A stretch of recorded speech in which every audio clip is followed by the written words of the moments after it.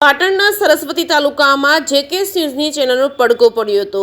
પાટણના સરસ્વતી તાલુકાના વાયા વદાણીથી મેસર કાકોશી નવા માર્ગ છેલ્લા ઘણા સમયથી ઉબડ-ખાબડ અને જર્જરિત માર્ગ બની ગયો હતો, ત્યારે આ રોડ પરથી પસાર થતા નાના મોટા વાહન ચાલકો બિસ્માર અને જર્જરિત રસ્તાથી ત્રાહિમામ પોકારી ગયા હતા। ત્યારે વાહન ચાલકો સહિત પાટણ સરસ્વતી તાલુકાના મેસર, વદાણી, કાત્રા, વાયા તેમજ કાકોશી સિદ્ધપુરના હાઈવેને જોડતા માર્ગનું સમારકામ સત્વરે હાથ ધરવામાં માંગ કરાઈ છે। ત્યારે આ અંગેના સમાચાર જેકે ન્યૂઝમાં પ્રસિદ્ધ થતા જેકે ન્યૂઝની અહેવાલની અસર પડી હતી, જેને લઈને નવો રસ્તાની કામગીરીનો સ્ટેટ અને માર્ગ મકાન વિભાગ દ્વારા આરંભ કરાયો છે।